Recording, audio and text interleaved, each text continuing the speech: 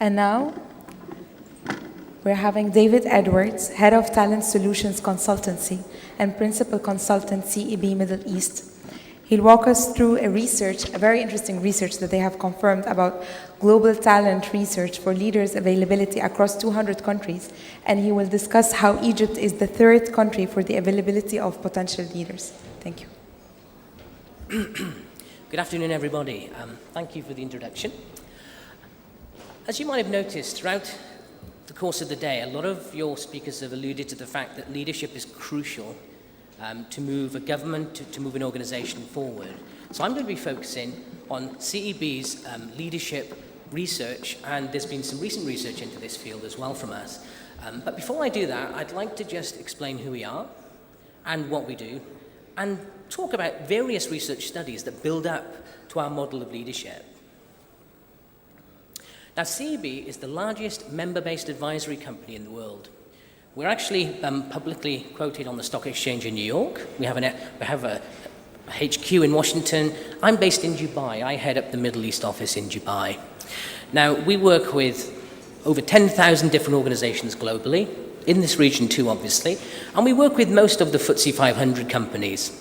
As you can see, from just the logos that you see on the board there, we work with some of the largest public and private companies globally, helping them in terms of developing insights for them into how can they manage to become more effective in delivering what they need to deliver. So actually, CEB unlocks the potential of organizations, governments, and leaders by advancing the science and practice of management. We help organizations develop to be more productive, more efficient. So we actually do conduct over 30 million assessments a year globally. So as you can imagine, we have massive amounts of data about what talent looks like in different regions and globally. So what I'm going to just share with you is some of the research we've conducted around leadership and whether there's any potential in different regions of the world in terms of leadership and what that might mean for you as a country.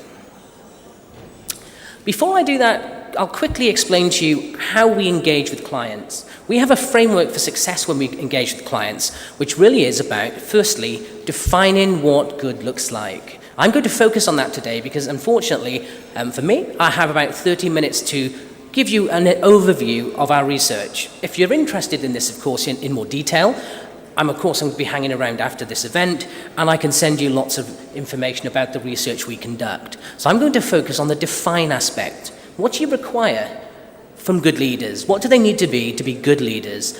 We actually do go on to actually assess people for you, though, and identify the talent within your organizations.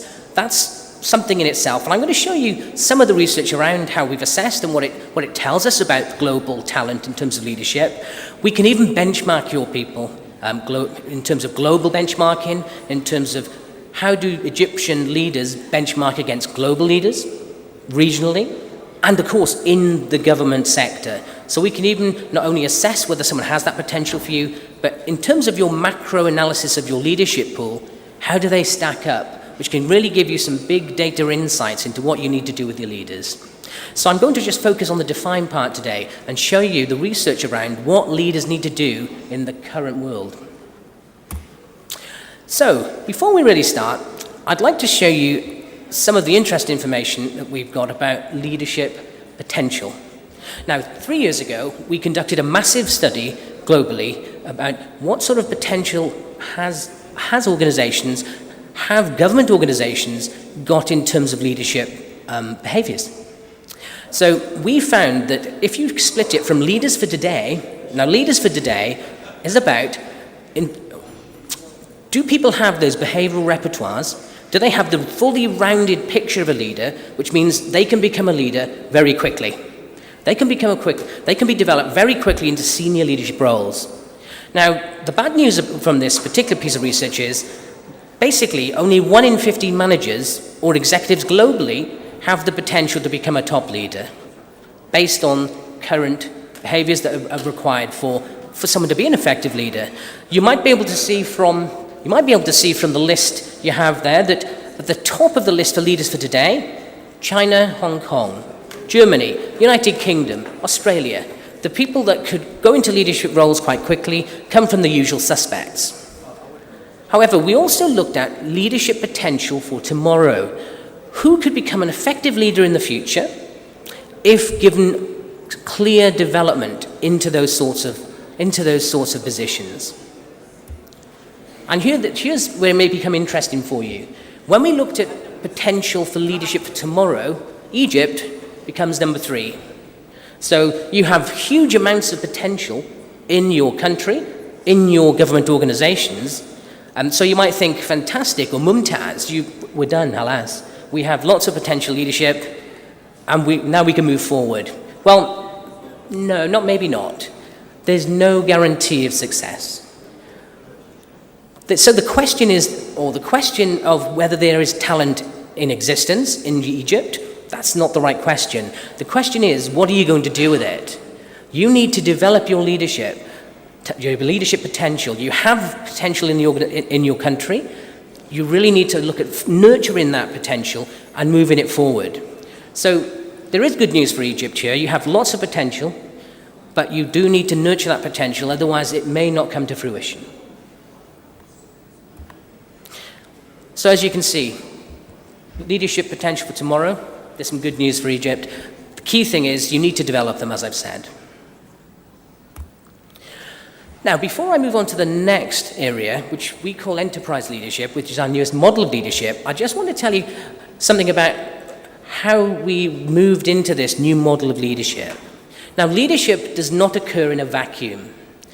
Leaders have to work in organizations with certain contexts. And are those contexts, are those environments changing? Well, the research we've done into what's called the new work environment suggests the world of work is changing dramatically. Some of the things your previous speakers talked about were things like technology. Well, obviously technology is racing ahead at a breakneck speed. So clearly, leaders today need really to change what they have to do. Now, our new work environment research, that will be a complete study in itself, a complete presentation in itself. Let me give you some highlights. One of the key things that came out of our research into the new work environment is constant change. People now need to be able to handle constant change in the work environment. I'm sure that you've had change in your working life very, very frequently and very recently. The research we've done suggests that people have to deal with change in the workplace every 8 or 9 months personally. Now, of course, that will impact on leaders too. Something else that's changed for people in the workplace, much more corroborative work. You cannot just work on your own now. You cannot just work with a small group of people constantly. You have to constantly corroborate with people across your organization to make sure you work effectively now. So you have to have the sort of behaviors that actually make you more effective at collaborating across organizations. And finally, one thing that is important in the new work environment is reliance on subject matter expertise. Now, leaders do not know everything. I don't care what they say to you. You might think you have a leader that knows everything. They don't. So they have to draw on expertise from different parts of the organization. So leaders now have to not only collaborate more, have to deal with lots of change, they also have to draw in expertise from different parts of your organization. So what did that mean? Well, when we looked through the lens of leadership, it means there's key things leaders now need to do that they hadn't had to do in the past. And I'm going to take you through what that is. Now, I'm sure many of you know what the typical or traditional types of competencies are for leadership. Transformational, transactional leadership. Transactional being your managerial type behaviors, someone who's a good manager, or transformational leadership, someone who sets the vision, looks to the future, tries to bring people with them and take that vision forward. There's a lot more involved now than just that. Leaders now have to start working across the enterprise or across the organization. So the research that we did showed it's not your traditional leadership competencies that are the problem. A lot of organizations now have senior executives or senior HR people that don't believe they have the leaders in place for the future. They don't have the right leaders in place to take organizations forward, but it's not that traditional type of competency. So what is the problem?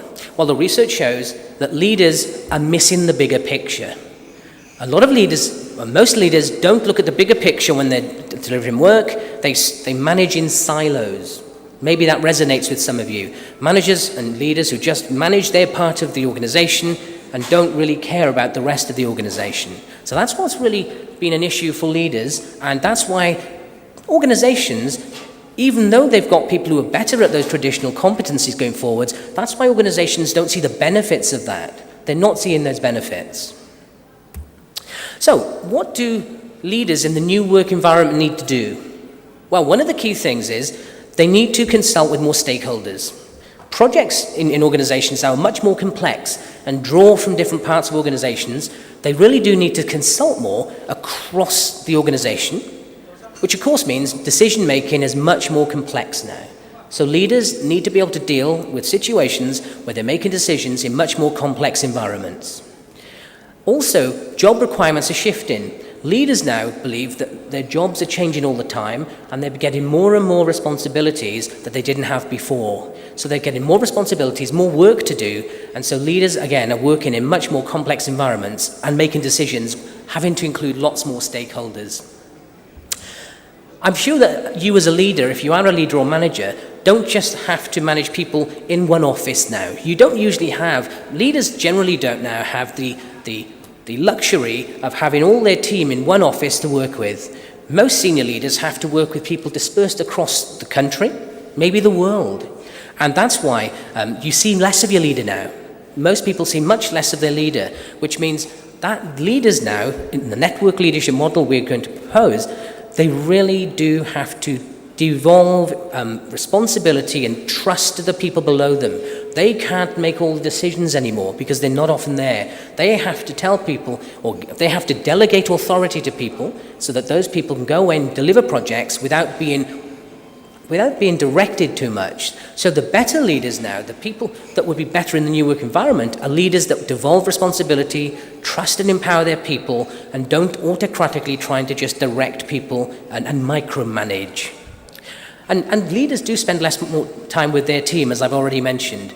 And so, that makes it more complex. They really do need to trust their people to deliver, having given them direction first. So, you might think, oh, right, so the traditional type of leader, transformational, transactional leader, doesn't give any benefits to the business. Well, that's not true. We're not saying here that you have to remove the traditional competencies. They're still important. Transactional, transformational leadership is still very important. In fact, a strong individual leader gives additional benefit to an organization. They're going to increase the productivity of the organization, possibly 3-4 to 4%. But unfortunately, most organizations now have got much more aggressive growth plans. And so having someone who's going to give you that extra 3 to 4% isn't really going to help the organization who wants to move forward much quicker. And so individual leadership is important, but it's not sufficient. Necessary, but not sufficient. And so I'm going to talk about the sorts of behaviors that leaders need to actually show to make them much more effective and get bigger benefits to the organization. So what are the sort of behaviors, what's the step shift behaviors new leaders need to have to make them enterprise leaders and to drive a business forward, or to drive an organization forward? Well, one thing is they have to work across an organization with their peers. How many of the leaders you know don't work with the peers at the same level of them effectively? They see them as competitors. They see them as people, well, that's nothing to do with me. This is my part of the organization. As long as I hit my KPIs, my targets, as long as my team hit their targets, I don't care about the rest of the organization. Well, that's the wrong sort of leader to have in place for the new work environment where you're having to try and push an organization forward more steeply.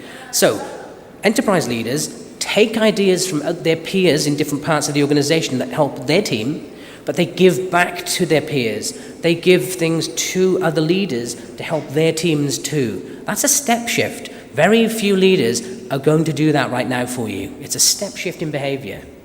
Also, most leaders still push ideas down to their team. They tell their team what to do. They're very directive.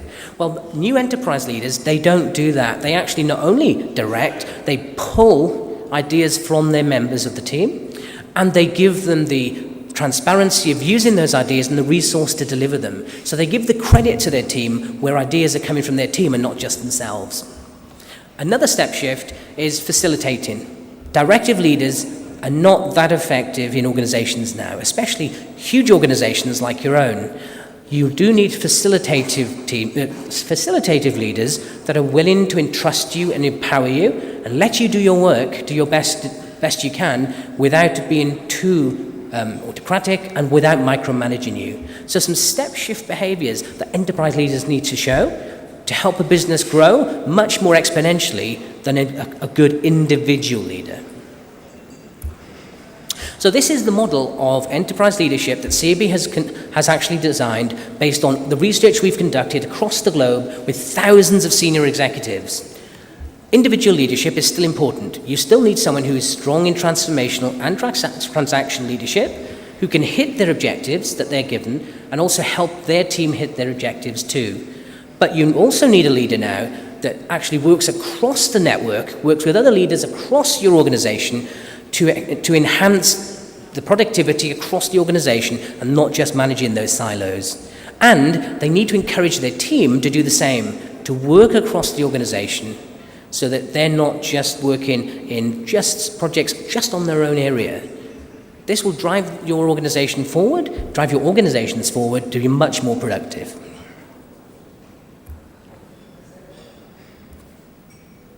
Okay, it will work in a second. So what are the benefits to an organization overall of having enterprise leaders? Well, your individual leader may have some targets that they try to deliver purely in their own area, and it doesn't matter how they do it. It may even conflict with your organization's strategy. But it doesn't matter because I've hit my targets. But an enterprise leader will make sure that anything they do to deliver their targets links in with the overall strategy of the organization and helps the other parts of the business too, so there's no conflict. That can obviously, that's clearly a benefit to an organization. They'll try to avoid just focusing on their own projects and ignoring cross-functional projects, and they will encourage their teams to work on cross-functional projects, which benefit the organization as a whole and not just themselves and their team. They'll also make sure that they don't compete too much for resources. They will take the resources they need for their team, but they won't jealously guard the resources that they don't need because they want as much as they can. They will share resources across the organization to make sure the organization as a whole is successful. And I don't know if you've ever experienced this, but some leaders don't want to give their best people to other parts of the organization. They hoard their talent because it's better for them. They constantly hit their targets because they've got good people in their team. An enterprise leader doesn't do this. They share their resources and their talent across the organization so the organization as a whole benefits. So there's obviously some overall business benefits of having enterprise leaders. So how many people actually are enterprise leaders right now? Unfortunately, only about 12% of leaders are enterprise leaders globally. So it's a scarce resource, but don't forget, leadership behavior is developable. So once you know what they need to do, you can help them develop there. Now, in the Middle East, it's 4%. But you have lots of potential in your country, so it's just nurturing that potential to become the enterprise leaders. So it's some good news and there's some bad news, but it's not a total disaster. Okay. So, individual leadership. It doesn't seem to be a problem. 23% of leaders are ineffective at leader task performance, hitting their own targets. Only 23% of leaders tend to be ineffective there. So that isn't the issue for you. Only 41% of leaders are not good at managing their own teams. So again, it's still a bit high, but it isn't the most dramatic issue for you. When you come to network leadership, 69% of leaders are not good at working with their peers across the organization. So that's clearly a developmental need across any organization globally. 65% of leaders are not good at encouraging their teams to work across the organization. So you can clearly see where the key development needs are in terms of enterprise leadership. It's working across the business as a leader with other leaders and encouraging your teams to work across the business as a leader. What are the potential benefits in terms of teams? Now, a lot of the previous speakers have talked about innovation being critical. Well, enterprise leaders encourage more innovative teams. Enterprise leaders encourage people to be more adaptable in teams, so you have more adaptable teams that can manage change. Enterprise leaders tend to have more engaged employees, people who are willing to go above and beyond for them because they're engaged with the business. And enterprise leaders tend to help with higher customer satisfaction. Now, I'm sure all the organizations in this, whichever organization or part of the government you work with, I'm sure that's something you'd like. So, think of this: more innovation, more adaptability to manage change, better customer satisfaction, higher engagement. All things that we aspire to. Enterprise leaders will help you get there. They also show you the money, if that's the best way to put it. Because enterprise leaders, let's go back a second. Individual leaders may help you have 4% extra productivity. A strong individual leader will help you gain 4% extra productivity within an organization. Enterprise leaders can give you up to 12% more. An additional 3% in their own area, but a spillover to the other areas of your organization in terms of 5%. So basically, they're increasing it to 7% in their own area. They're better delivering in their own area of an organization, but they also help other parts of the organization get better, and that generates an extra 5% in productivity in other areas. So again, the whole organization is benefiting from having enterprise leaders in place. So this is our leadership model, as you can see. I'm not going to go through this in great depth because I know I have 5 minutes left, and I'd like to have a couple of minutes where you can maybe throw some questions at me. But if you're really interested in this, there is collateral outside, and I'm willing to take some questions later outside as well. Okay. So, what do we do to help you get enterprise leaders or find them?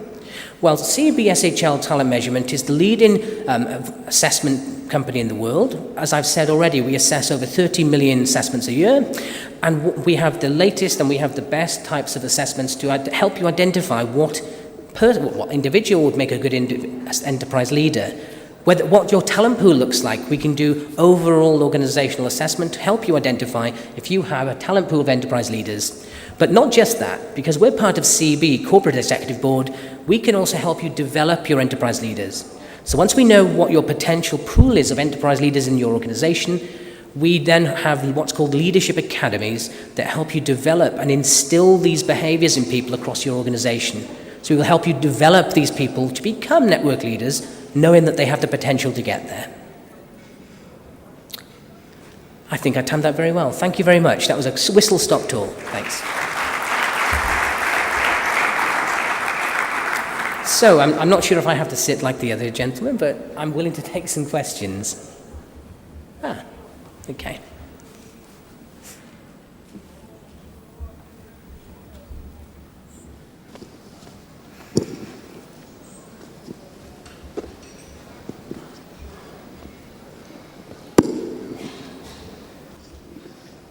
The top 3 countries with a potential are coming from a Mediterranean cultural background.